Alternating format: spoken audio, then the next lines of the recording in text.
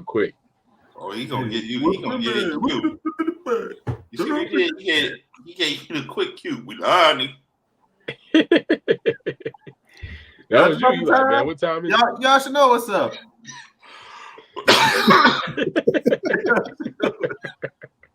Right. Yeah, saying your P's and Q's. What were you saying, Malachi? Me? Yeah. Oh, I said he hit that smooth spin move into the kitchen. Oh, it wasn't smooth. I just got up and did it because it needed to be done. All right, I'm going. Hey, I described it as smooth. We're gonna keep it at that. You know what I'm saying? It needed to be done, so that's what happened. Hey, you gotta do what you gotta do. Mm-hmm. Got something in my. Hey, mute your phone. I'm bad at something in my throat. Leave it there. Y'all out of order, bro. What up, though? Good, Jake? You said what? You good? Yeah, I'm good. You got on. Wait. If hold on, let me look at the notes. Make sure I ain't hosting because you looking at me like I'm supposed to host or some shit. No. I was looking at you because I don't know. You just so the red light went on. You just stopped talking. You good, Toe? I don't know. You ate that sandwich too fast, nigga. Right. Where you go? Nah. Slow down, OG. Hold on, dog. No, this ain't funny no more. Hey, he speed ate that boy, didn't he? Well, nigga, I thought you just croaked, nigga. You know that's how the webcam won't go off. Right. No, he clicked. Right. No, he clicked. He clicked off, so he will have to see how graphic it got. Like, you can't see my demise. Oh shit! I'm about to die. Click. The joke's on me. The joke is on me. Oh yeah, the joke's definitely on you, OG. Ha. Well, you're not hosting, Jake? Nah. No, he's not hosting. My bad. All right, well, since we all ready to go, ladies and gentlemen, welcome back to another beautiful episode of Mask Off. This is episode 89. We are climbing to 100. Don't stop, can't be stopped.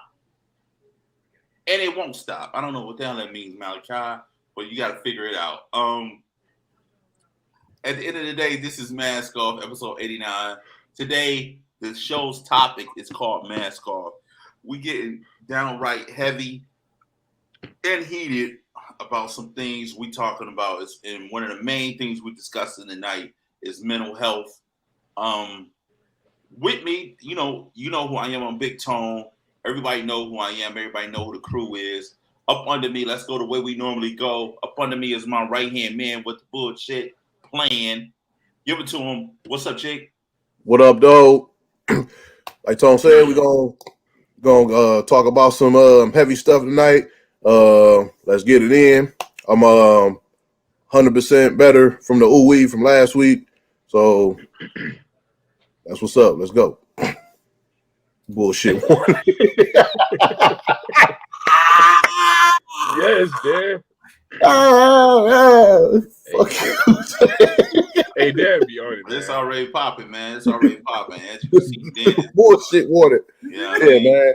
Yeah, y'all just had to turn what I said last week into some bullshit. That was hilarious. He was talking real good knowledge too. You're like, wow, I listen to you. And then so like, did you Dr. Savvy now? Let's not really start it again. Yeah, let's not relive that. Next thing sorry. We ain't gotta relive it. You can go on our page and relive it over and over again. Yep.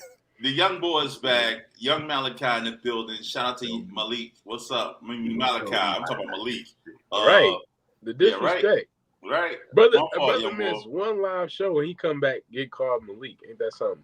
But what up? Basketball family. I'm in the building. We're here to take the mask off. Episode 89. Mask off. So we're going to uncover some things. We're going to get deep into it. I'm excited.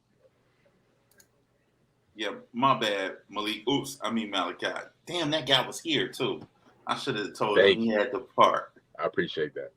What's up with that sweater you wearing? Hey, yeah, I was just go cut back in on me, Dan. Yeah, I was just admiring how both my shoulders looking in chest. You feel me?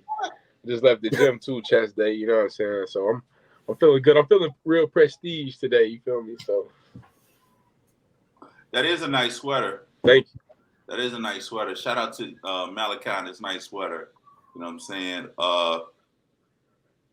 We're gonna give it to brother on the mic, brother on the 1-2. Brother, he do what it do. Mask off, Dan. What it up? Yeah, it was good, y'all. I'm back. I'm not sure if you hear those cop sirens, but the streets are hot. So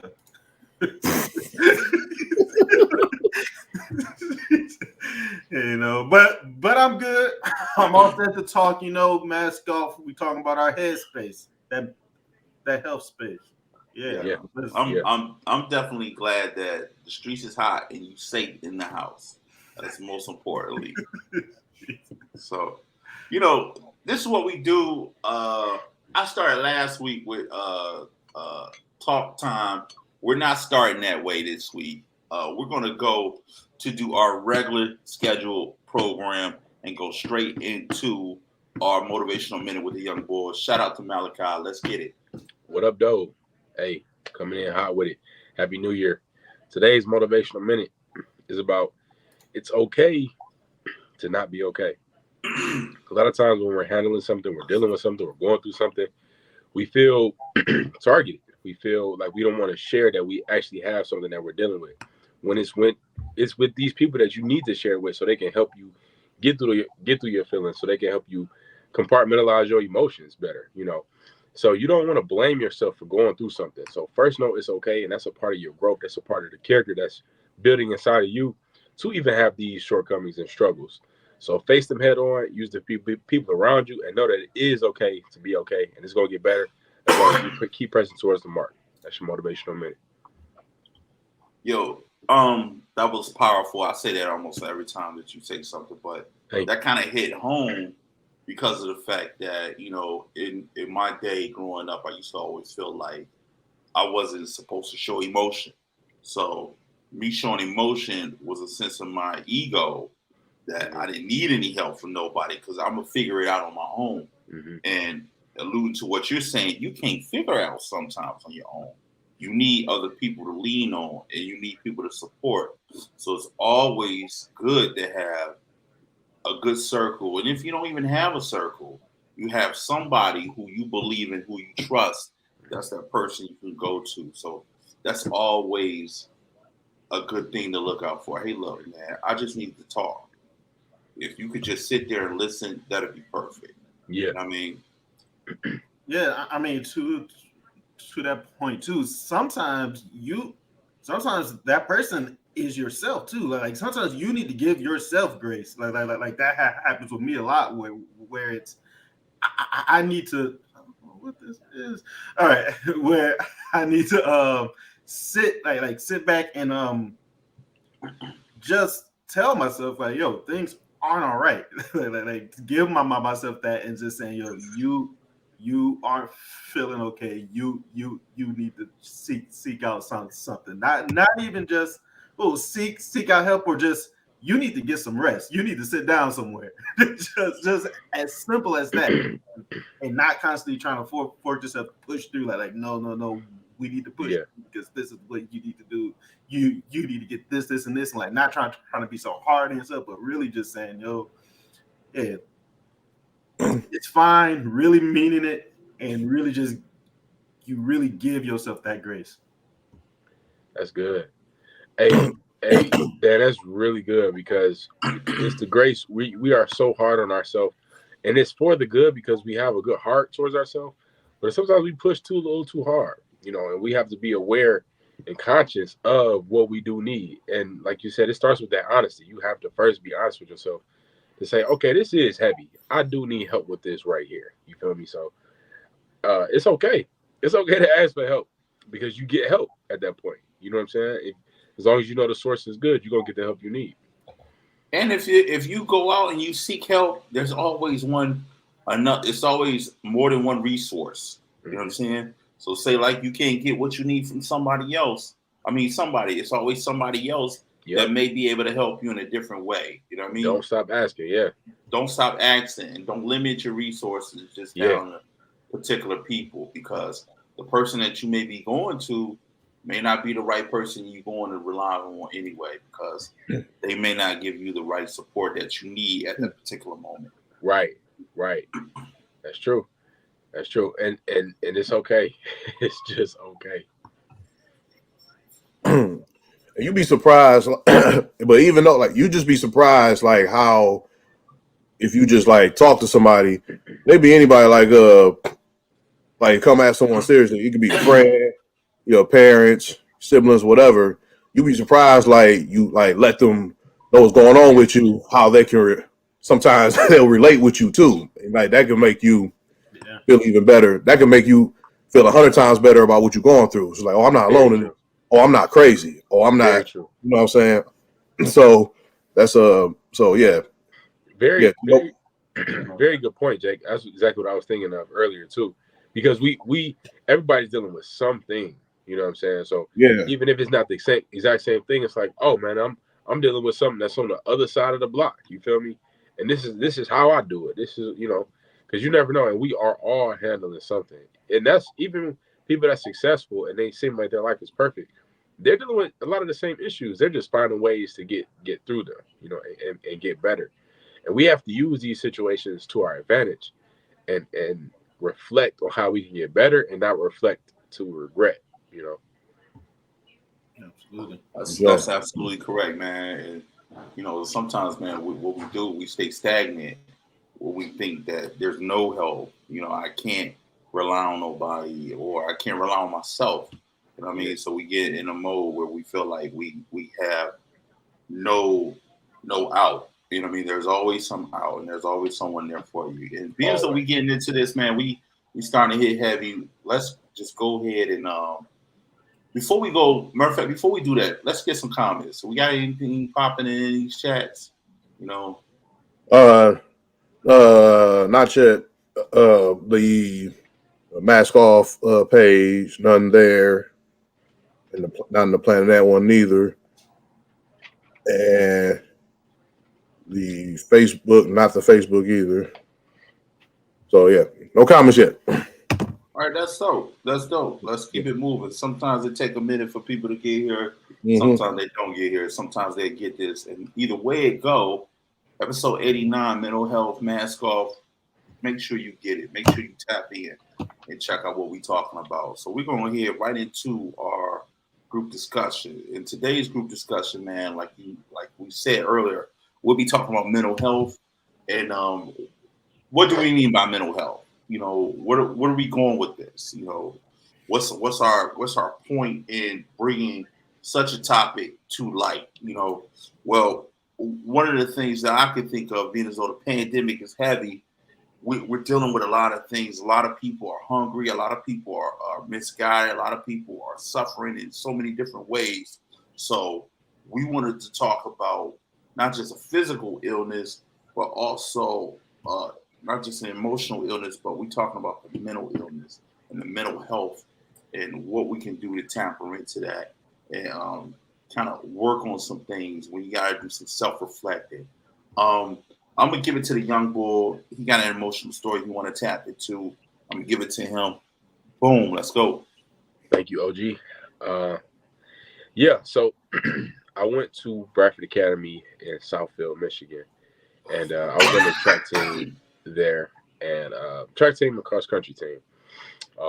So late last year, I saw one of my track coaches posted that one of the young men that was on the track team had committed suicide. And he was actually 2 years younger than me on the same track team that I was, 2 grades younger than I was. I was the captain at the time. I was the captain all 4 years of my high school. So he was on that team with us, and he also had began to ask me about acting. You know, he wanted to get into acting. So I was giving him some advice. I would DM him casting calls and things like that. And got that news that he committed suicide. So wanted to bring this to light because a lot of times we do suffer, you know, and for him to not have, so I can't say what happened. Who knows what happened, you know, but it was tough for me. It was tough for me because, you know, he was reaching out to me directly. You know what I'm saying? He reached out to me and asked me for help, you know, and I can't sometimes you know, part of me does feel like I wish I could have done more or should have done more, or if I could have, you know, because he reached out to me directly about acting, you know, and I honestly didn't put that together that was him, you know, and then I checked my DM and I searched. I'm like, no, that was him. You know, seeing the messages, us going back and forth, and you know, so you know, like I said, I can't fault myself for that. I didn't do anything, you know, and maybe I could have done anything more, but you know, that's not my fault. And I just want him to live through us now in a way that we can, you know, bring awareness to this, that you don't have to do that. You don't. It doesn't have to get that bad, you know, to where you because you matter. Everybody matters. Everybody matters. Everybody matters. Your life matters. Your life matters. And a lot of times we don't feel like we matter enough. And that's when we want to do those type of things. And when you know that you matter, you have a different perspective. You know, somebody's counting on you, you know. So yeah, Isaiah Robertson is his name. And let's just give a little quick moment of silence for his life, if we can.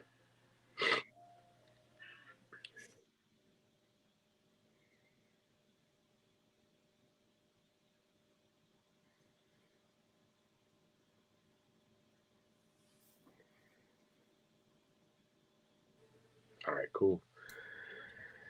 Yeah, so You know, it's crazy because it's 13.4% of the United States population that identify with Black and African American. Of those, it's 16% that report having mental illness in the past year. And what that is over 7 million people combined, Chicago, Houston, Philadelphia combined, that go not treated, that go not really getting the support and the help that they need. And you know what? Whatever caused that brother to do whatever he decided to do, he may have felt like he didn't have some support somewhere. And, you know, that's the hard part, knowing that at the end of the day, him not understanding how much he did matter. Even if he only mattered to the little girl down the street, he mattered to somebody. You know what I mean? So that is a tough thing to bear. But we all know that at the end of the day, we all have a beginning, we have an ending. The toughest thing is knowing that when someone leaves here, it's so much they could have impacted this place and they didn't get the opportunity to do so. right. Yep. And a lot of times, you know, we have to lean on those people that we lose, you know. We have to, because we have to do the things that they aren't able to anymore, you know. We have to be strong for them now, you know what I'm saying? We have to, because like when it gets tough, you got to do it for them at that point, you know. I'm gonna do it for you because you're not here to continue to have that chance to do it, you know, and make you proud of me, you know, because this is, I know as my close friend, you will want me to continue to push forward and to accomplish my goals and all the things that I talked about. So, you know, in a way, you know, just we, you know, we all learn how to cope with death differently, you know, and I'm learning how to cope with it differently. Another friend of mine as well, she was actually in my graduating class within the same week as this guy. She got into a car accident and was killed. And today, actually, I went to the viewing today, and you know, but her father shared some really good memories of him and her, and that really brightened my day. Just hear his perspective. He was so strong, And those good memories that he gave, I appreciate it, because they made me smile, it made me laugh. So, we have to do that. You have to use those memories, use those things, and keep on pressing. When I was a kid, man, I used to be so angry, and I used to be angry for so many different reasons. And we talked about, me and my father not being there and all those things, and those contribute to a lot of anger that was in, a lot of trauma that I had forced me to be a certain kind of way. But I remember being in college, and I'll never forget this gentleman. His name was Dr. Chisholm. And Dr. Chisholm, man, this guy, it's weird too, the way angels come upon you, right? This guy, he looked like Professor Klump. And that's the only way I can really get your idea of who he remind me of. He remind me of Professor Klump. And this guy, man, he was so humble and he was so nice. And he was like, he came, I went to Defiance College in Defiance, Ohio. And at that time, they needed to fill a chaplain position. And he was chaplain. And he was a black chaplain at that. So, it was a shortage of black people there. So the few black kids that was there, we kind of got to know him. And he was only there for like a good 3-4 months. And for some reason, he took a liking to me. I took a liking to him. And then he invited me to take a trip to him to another school. I think we went to Olivet or whatever. Albion and Olivet or something. These little D3 schools or whatever. So I spent the entire day with this guy. We talked, we laughed, we talked about my dad, we talked about my mom, we talked about everything in my life, where I want to go, what I want to do. It was like the most peaceful day I ever had in my life. Like even to the day, the most peaceful day. And, I can't remember like some of the profound things he said because he just said a lot. But I do recall the day after that, I got a phone call because I was technically, other than his wife, I was the last guy to see this gentleman alive. He died in his sleep. That night we got back. It was a rainy night. We got back and he died in his sleep.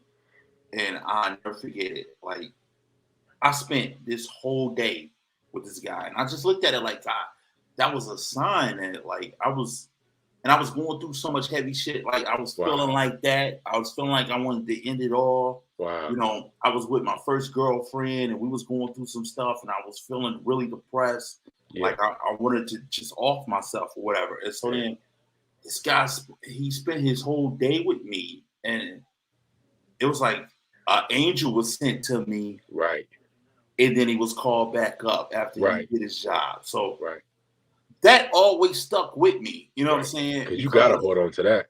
It always stuck with me because I always looked at it like, damn, what if I would have did something like that? Like, I don't know if that was a message from above telling me like, yo, that's not you. That's not what you meant here to do. You know what I mean? That's not for you. Let's not take that route. Yeah. And I'll never forget him, man. I'll never forget him. He was a great dude. The little bit of time that I met him, I had went through so much at that school because they was dealing with a lot of racial disparities. I had to beat a case there. I had so much stuff that was going on at that school that, this guy, he took me in. And I had only met this guy for like 3-4 months, I tell you. And that we spent that one day together. And then the next day he was gone. Oh, gee, that's beautiful. That's life. You know what I mean? That's real talk. I mean, I ain't making that up. Right. That's real talk. But it's Yeah, to your point though,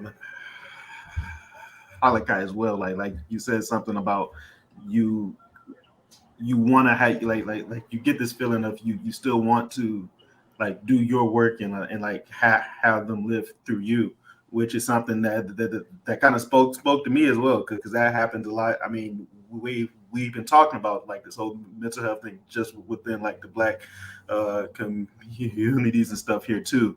Yeah. And just me personally, it's a really yeah, I don't know. It kind of strikes me to my core. We kind of talked about it. I mean, I've talked about it here a few times, just about like how my whole school childhood went, where I was at DPS for my through 8th grade, and then I went to like a private school for high school, so like I got a full ride there and all of that. But like from that, it was like I kind of lost connection with those kids there. Like I was there constantly just trying to help them with just the schoolwork. I mean, because nobody cared at the school. Like nobody, like the teachers, like nobody gave a fuck about these kids. So you was the savior. Yeah, I mean, well, not trying to be, but it was just like, yo, man, let me chip in or something. Like, right. It just kind of pissed me off like my whole time there. Should have put you on the payroll at that point. but then it was, yeah, but so like years down the line now. So it's like once we're done with school, and it's just when I finally start to meet, when I talk with a friend from back in that time, and we start to catch up, they might tell me about one of the friends who died inside this group, or just like they're gone now. There's just these like these constant. There was one friend that did commit suicide as well, and it was just, yeah, it really messed me up because I knew I knew the type of friends I had, like they were all like artistic, sensitive, like just like artist type kids who had, I don't know, like good guys, and it just, you just reach this point where it's, I mean, you're thinking about it personally, but then like you're thinking about just like just the cards they were dealt in life, where it's like, where was their support system? And and like that's one thing that I try to do as well, is just like don't forget that, and like constantly try to give back in some way, or just constantly just try to read back and talk, and just like not like not sell out, to tell you the truth. Because there's people that are looking here, just looking for like a way, just like some type of way out, and if that's what I can provide, then yeah, I'll do it. Jake, you got anything? I mean, I don't. It's all. It's heavy, some heavy shit.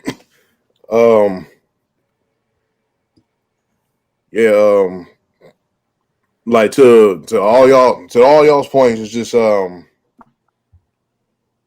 don't know, just like you said, like you don't know, like you don't know what people going through. You don't know, like Dan said, the support system they have. You don't know, like a lot of this stuff y'all saying reminds me of understanding my father, like why, like how he like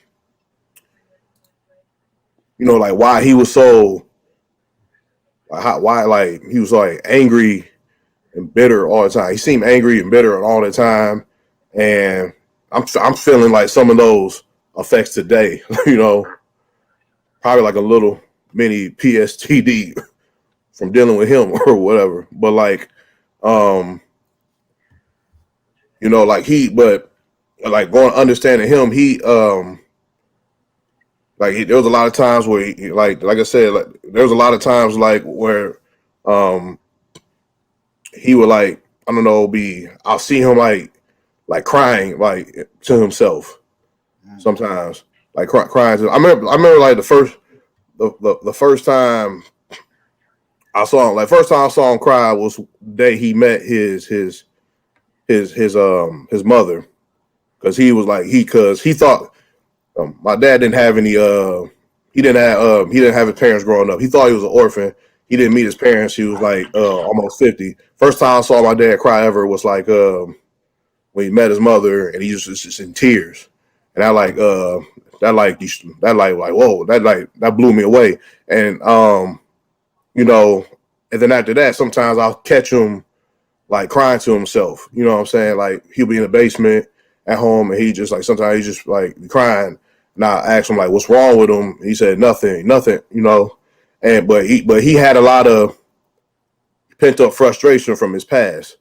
And I remember one day when I was older, I was about like about 20, 21 years old. I'm going through a lot of a lot of stuff, going through school because like I'm in college, and I don't know what I'm doing there. Um, I'm doing dealing with issues like work, like friends and stuff like that, and I'm just very like not you know what I'm saying, I'm just I'm just down on myself. I'm mad, and that's when I started having like anxiety attacks. I'm like like my heart's beeping like beating like super fast. I think I'm gonna have a heart attack, and this is an ongoing thing. I'm dealing with this for like 2-3 months, and I don't know what's wrong, you know. And I go to a doctor. I go to like some doctors for it, and they they telling me, here, take this, and it's like, oh, that's it. Like just take the Zoloft, take the Xanax. Like I don't want to be dependent on this. I want you to like understand what I'm going through. Right. But they didn't. But that's all they did. They were just like that they'll listen, but then they was like, oh, okay, that. Oh yeah, I relate, Jake. Well, here, I'm gonna write this prescription. I'm like, all right, man, whatever. So back to what I was saying. Like one day, I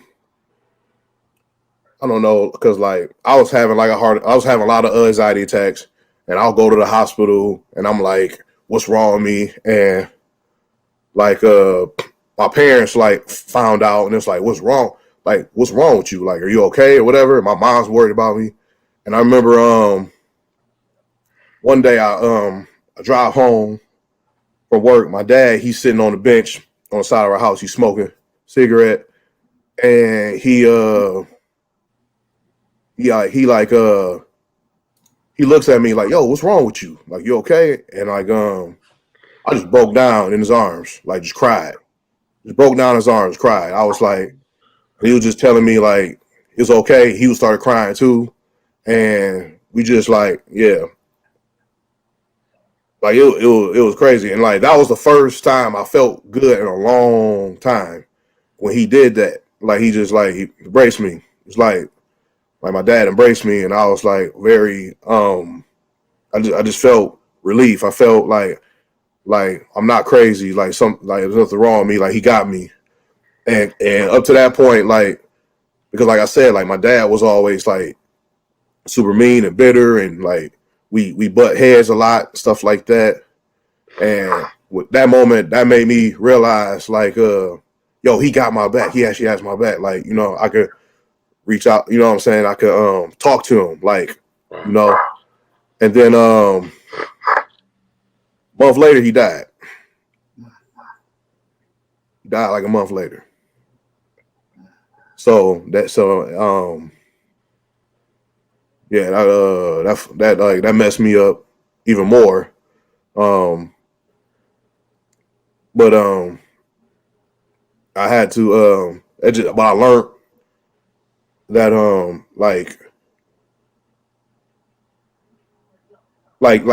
yo, like my dad wasn't like it's not that my dad, because sometimes I wonder if like my dad was proud of me, if he liked me or anything like that. But like it was like because he was so like he was messed up, you know, from his childhood. So it's like he understood. He understands, and he's like I can talk to him. Like I thought I couldn't talk to him, but I could. And by the time I realized I could, he had my back, and like I'm gonna have like a relationship with him and whatever. He was gone. And so, like you have to. I guess what I'm trying to say is like you, like talk like your loved ones, your friends, like cherish them and like talk to them, check in with them, because you don't know like if you can help them, you don't know they can help you. I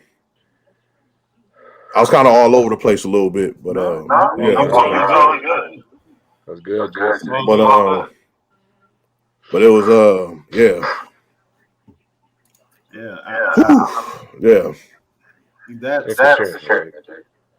That made me think about with my own son, man. Like I think about like how he growing up and how my father wasn't there for me, and I didn't want to be in a position where it'd be the same thing. You know what I mean? I'm not there for him and my daughter or whatever. But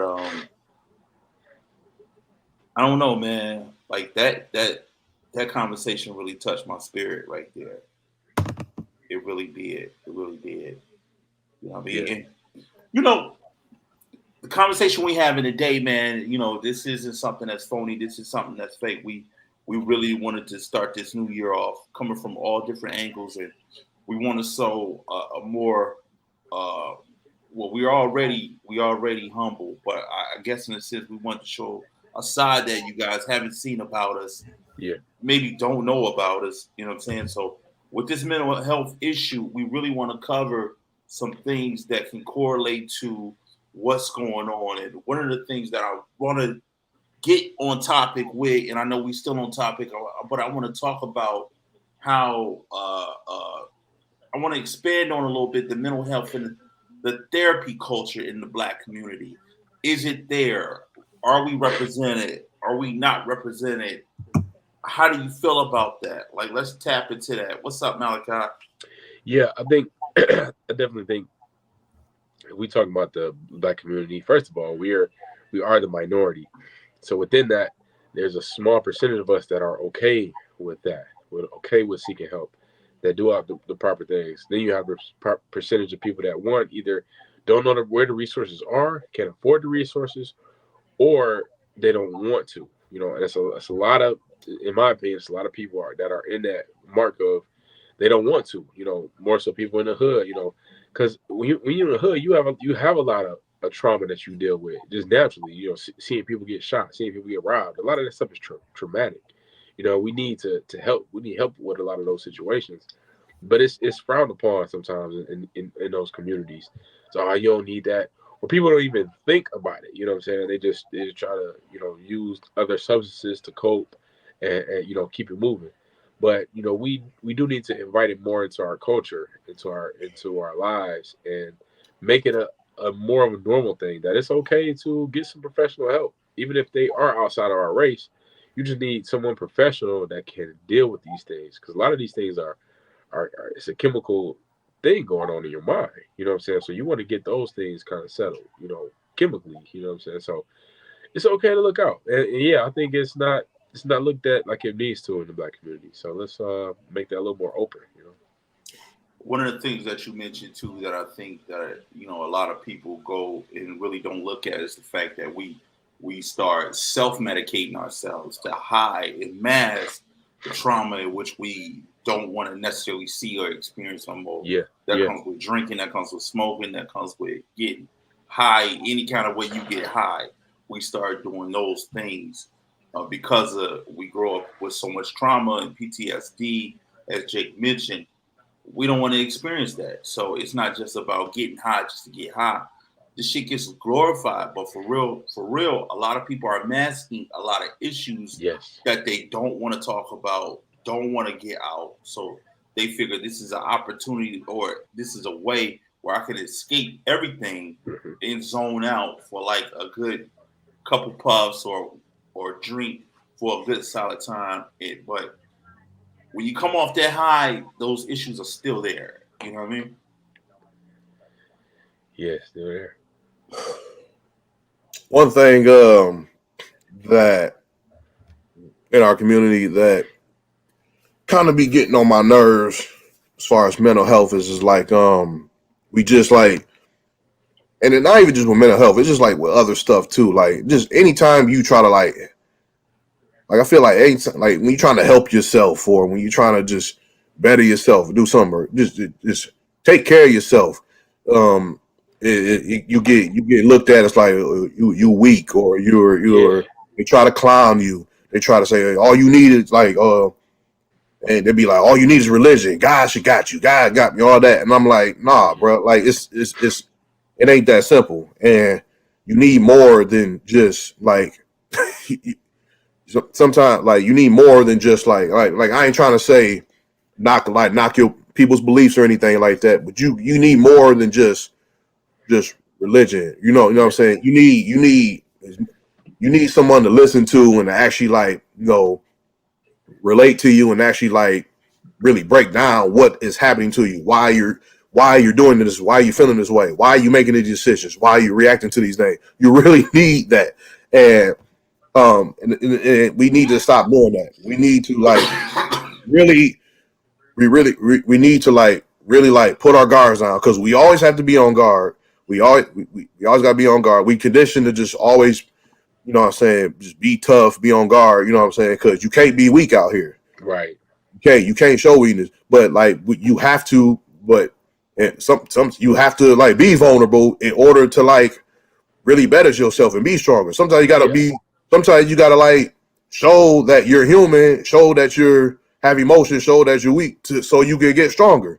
Yeah. But you ain't going. But we never gonna get stronger because we always saying we strong. We faking it. We faking it. Yeah. We faking it till we make it, but we don't make it most of the time. I don't know. Let me wait. I said I don't know. I do know. My bad. Plus, it's like, I mean, you talk about how like folks might say, now you need to find God or go into church. As like a person that like grew up in the church too, it's like there's judgment inside the church as well. So there's a lot of judgment there. 10 times more judgment. Well, I mean, you're constantly working. I mean, you can. There's a lot of gossip in there because like these are folks you grew up with. People know, like they all know you for the past 10, 15 years and stuff. Right. So there's a lot there. People just say hop in the church, but like they don't really get like what that really means. It's not just listen to they like listen to man preach and sing some songs. Like you really got to go deep into that work, which is stuff that really doesn't happen like these days inside the church now. But that's a whole separate topic. Yes, it is. Yeah. Go ahead. People never. Sorry. Go ahead. No, say what you're gonna say, and I'm gonna say what I need. No, I'm just saying like people never be practicing what they preach in the church. It's that, but it's like no. Well, some folks do, but it's like most people don't even know what being at church means. They just think you just sit down there. It's like, all right, you gotta listen. Right. Do what's said. Like implement these things to your life. Like, okay, I'm here. I paid my church dues. All right, I'm out. I'm good. Right. Yeah. Go ahead, Tom. Listen to the songs real quick and just go. So one of the things I want to do cover too before we get out of here is how you start looking at the pay scale of somebody that works in the mental health field. They really don't get paid a lot, but they take on so many caseloads and they deal with so many people, so many families that are dealing with mental health issues. In this article that I read from the EugeneTherapy.com, it's with the Black mental health, it says only 6.2% of psychologists, 5.6% of advanced practicing nurses, 12.6% of social workers, and 21.3% of psychiatrists are members of minority groups. There's a clear lack of representation of BIPOC, Black, Indigenous, and people of color groups in the mental health care field. Representation matters. That's a big thing to think about. And when we're not represented wisely, we get treated differently. Meaning that you can go see an Arabic guy or a Chaldean guy, and they're prescribing you, as Jake said, they're prescribing you something so you can just null the pain away instead of treating the actual issue. I remember times where when I worked in that field where I would escort a kid to go see the psychiatrist and they didn't identify with us. And only thing that they would do is talk about the behavior of the kid. You know what I'm saying? Instead of dealing with how can we address the kid to go forward a different way.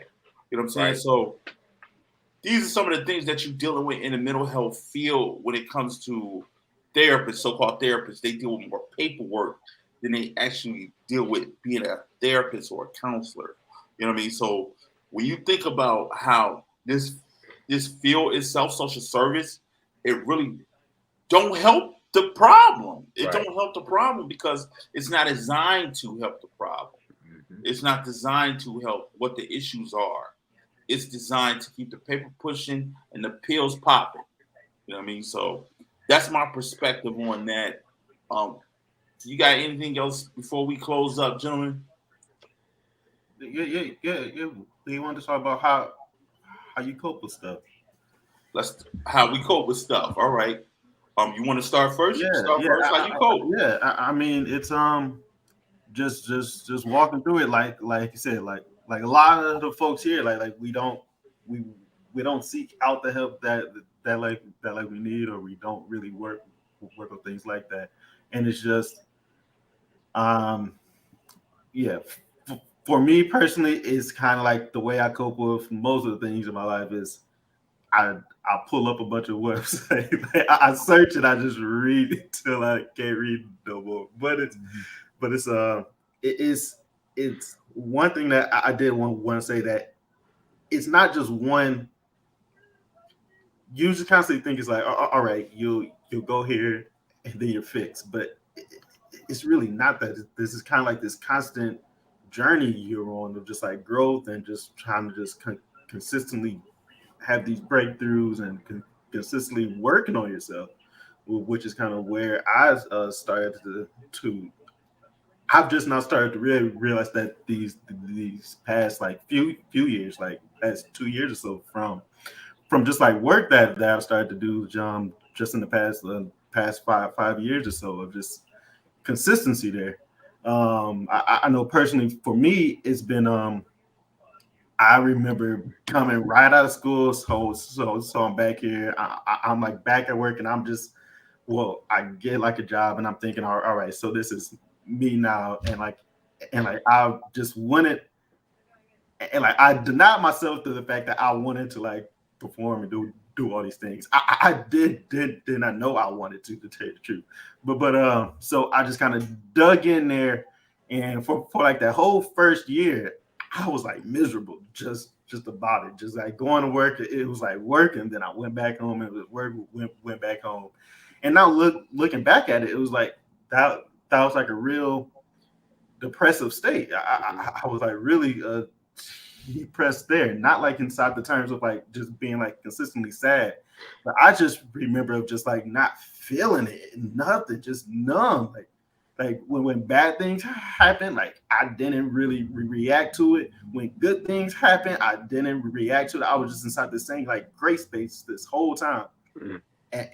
And it was, and I had no idea, to tell you the truth, until like this one day where I like at work, I fucked up like big time at work. But I had this whole mistake. There was nobody to blame it on. This was clearly me. There was no way to hide from it. At some point, I'm going to have to walk into my boss's office and tell her that I fucked up. And I like walked out the building like halfway through like a full-on panic attack, like full-on panic attack, and I was like right by the water too. So like that was like the first and last time in my life where I genuinely thought, I said, I like told myself like I can jump in right now and like not do anything about this. And as soon as I told that like as soon as I had that thought, like thank God something stopped me. I was like, yo, I was like, wait, what? I was like, what just happened here? Yo? Yeah. Like, yo, you are not right. Like, this is not that big a deal. I'm not sure what space you in right now, but you need to fix something. Yeah. so I walked back in. I kind of saw that stuff with like my boss, and then I like from that day forward, I was like, all right, let me figure out what books I need to go through, what I need to do to like not have that thought again. And it was and like that's been just 4 years now. Just like learning that is not one thing; it's just a consistent journey of growth, and it's just you of just learning about yourself, learning to like forgive yourself, and learning to just like moving forward with life and just trying to find all that. So it's you can't find like a get rich quick system. Like you can't find like a get healed quick system. Like it's just gonna take time on journey. Yo, Malachi, what's your thoughts? Yeah. So coping with it, perspective. I found perspective. Aligning your perspective correctly is been the biggest key for me. When I just choose to look at it differently, like, okay, like you said, Dan, this is really not a big deal. A lot of stuff that because what drove me into a state of depression was running from responsibility and accountability, and that's kind of what I heard you mention, Dan. Yeah. So it's like when you just face the bullet, just face it. You know, whatever it is, it's gonna pinch for a little bit, yeah. But on the other side of that communication, whatever it is, whatever that responsibility is, when you face it, it gets better, and you get stronger. So I'm learning how to switch the perspective so I can get at it head on. And I believe in God too, keeping God first, because when you keep God first, to me, that aligns your purpose. Because God put you here on earth for a reason, you know. And when you feel like you want to take yourself out, or you don't feel like you're worthy enough or anything, none of that is a part of your purpose. You know what I'm saying? Because everybody has a particular piece that they mean and matter to a whole grand scheme of things. So when you know, hey, this is my job, this is what I'm here for. You know what I'm saying? I'm grateful that I have these responsibilities, these duties to do. So let me get at them. And then and you feel better once you are in your purpose. You know, just stay in your purpose. Jake. Your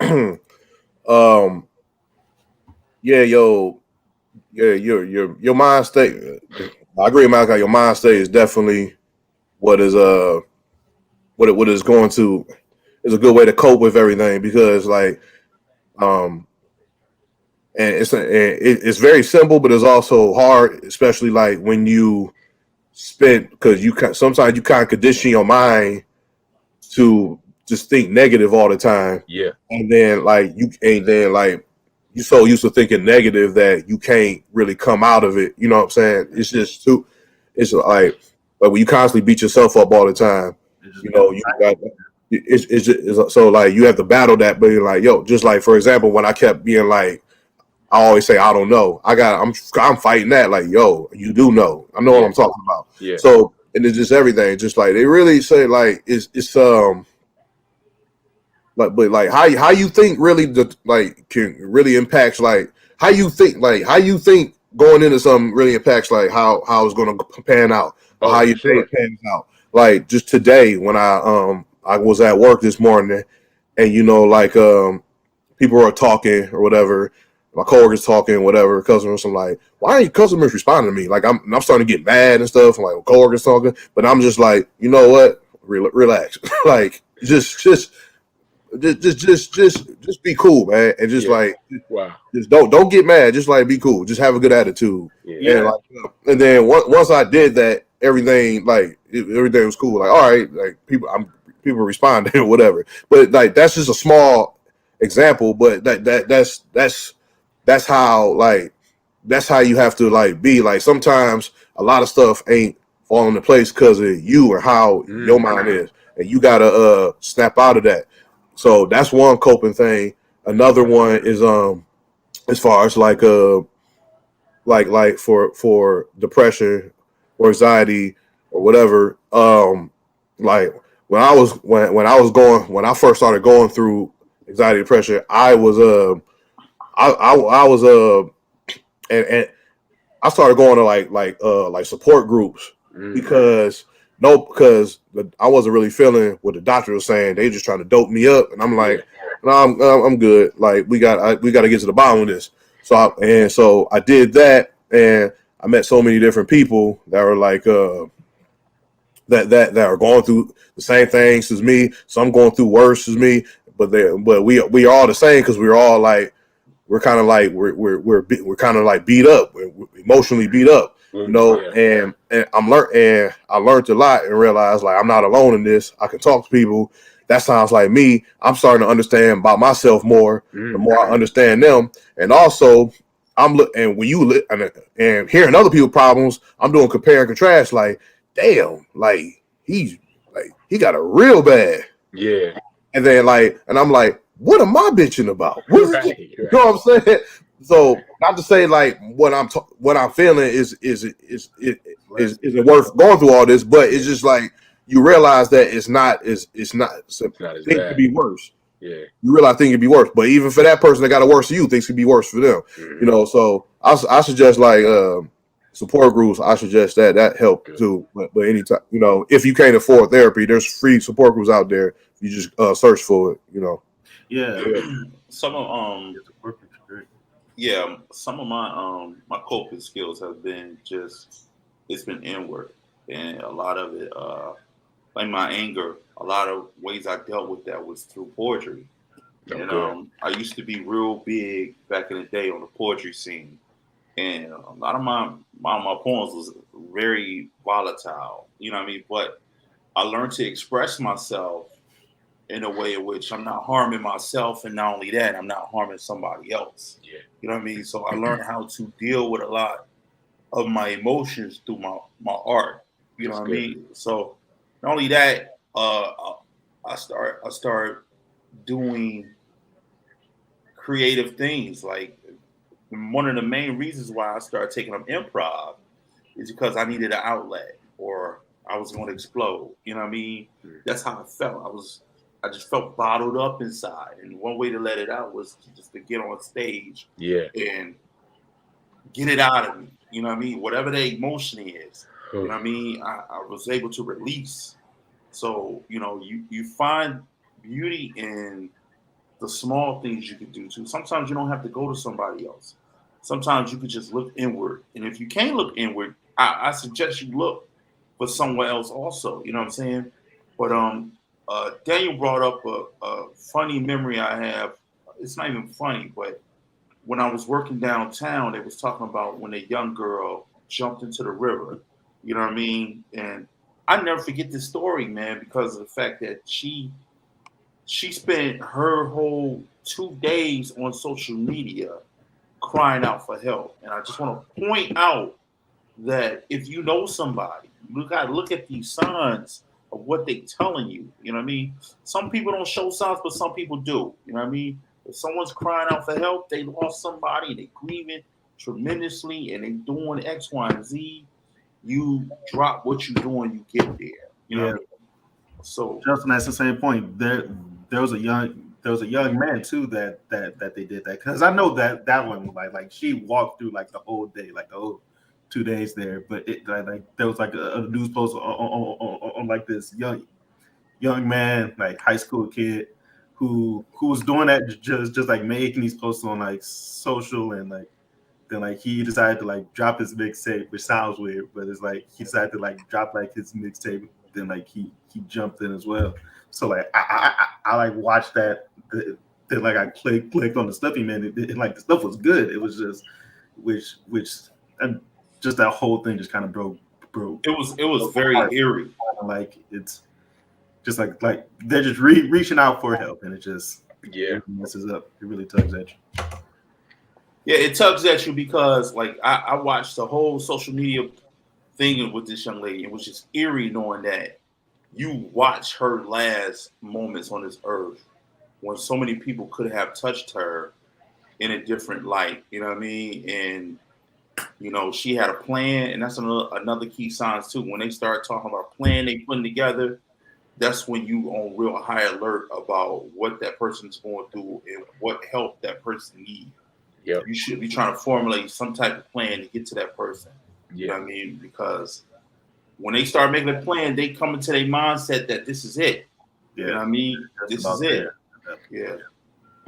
So on that note, anybody got anything else to say? Do we got any comments, or you about yeah, to say we do. Hold on before you say that, Malachi. You was about to say something? Yeah, just one last thing. Kind of to your point, OG, but just writing. Writing helps. Journaling, getting those, because when you write, and I'm talking to myself because I need to journal more myself.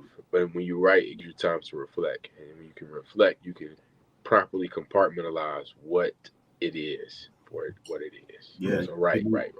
Yeah, right. Like write those write down those subconscious thoughts that you have, just to read them back to yourself, to just know the fucked up stuff you tell yourself all the time. Yeah, because I did that one once where I just started to just free write the stuff that I constantly tell myself, and it was just like, I'm like, yo, you are hater number one of yourself right now. Right, exactly. Yeah, you have to be that number one motivator for yourself. You know what I'm saying? You have to watch how you talk to yourself. Watch how you talk to yourself in your mind and out loud. Yeah, because all that stuff is regurgitating back in your brain. Yep. Regurgitating the same information.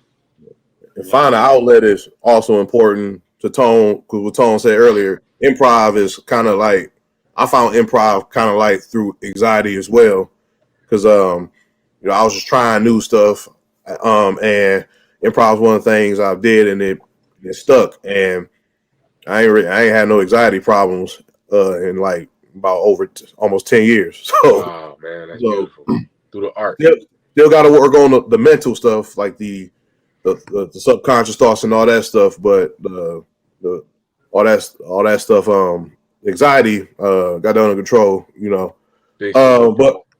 but yeah, thank you. But in the comments, shout out to Tam in the Planet. She said, "What up, though?" What up, Tam? Daniel Cook, he was in there. He was watching for a minute. Shout out to Daniel Cook. He said, "What? What up, though?" Shout out to you. Oh yeah, my bad. And in our mass call chat, we got Kit. She in the building. Kit. Kit. What's up, Kit? But Kit says she commented exactly what Jacob just said. You need to talk to someone that you can relate to. I feel, why would I talk to some suburban white boy about my problems when it's more likely that he can't relate? Just because you're a so-called professional don't mean you can always relate. So why pay someone for their opinion just because they're labeled professional? Good point. Yeah. And about the thing about like I'm 50-50 with that, because you know what I mean, sometimes you don't have to pay somebody to do that. You know what I mean? Yeah. Sometimes it just happens to where you talking to a therapist, and a therapist can be the old head on the block. You know what I mean? It could be any. Yeah, I think it's more so like it could be anybody, and it's some. I think that she leaning towards more like just someone you can relate to, and like also like to your point you made up, not you made up, but you said, Tom, about like a lot of there's not a lot of blacks represented in that field, So but shout out to Kit, and and in the second, and on the Planet we got you got anime boy says hi. I don't know if that's about a real person, but what up, anime boy? What up, though? But that's all we got. What's up, anime? Okay. New subscribers in the chat. That's what's up. Hey, shout out to the new chat, new subscribers in the chat, man. This is Mask Off. This is what we do, man. Every week we bring in content that you may have not been a part of in our 88 episodes. This is 89. We coming to you live with the Reg for the Deuce year. And I just want to personally say, and I want to keep saying it, learn who you are, learn who around you, be aware that's around you, love each other, take care of each other, because in this time, this pandemic time, this Omicron time, man, we have to be able to check in with each other and check in on your mental health state. Check in on how you feeling mentally, physically, emotionally, because to be honest, this is all we have. You know what I mean? And if you don't reach for the humanity in people, you know what I'm saying, you won't find that essence in each other, and we won't remember why we still love each other.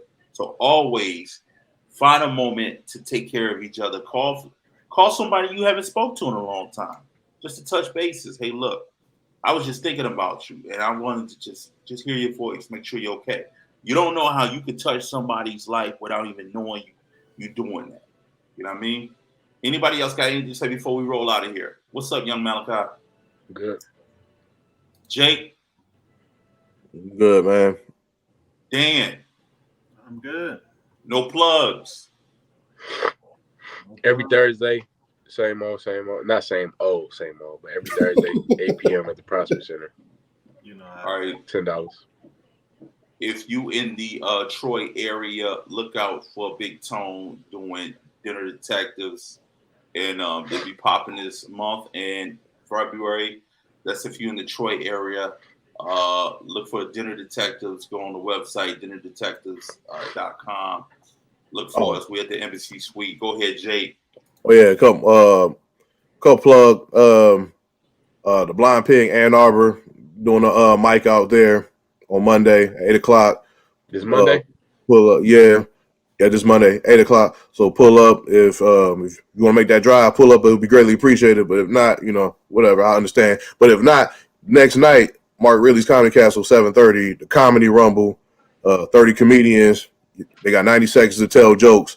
I'm one of them comedians. It's gonna be fun. Pull up to that. It's at 7:30. Yeah, I'm there. Yeah. Also, MLK Day Monday, right? That's when it's celebrated. Yes. MLK Day. You know what I mean? Each one teach one, love each other. You know what I'm saying? That's one holiday people overlook too. Dan, you got anything before we go? No, that's it. I think we all set. All right. This is Mask Off, episode 89. We here every Friday at 9 p.m. You know what it do. You know the family. Dan, Big Tone, Jake, and young Malachi in the building. We out of here. Make it do what it do. Mask off, baby. Take the mask off. And don't have a long chin like the picture. We out of here. Take that mask off. Damn, his chin.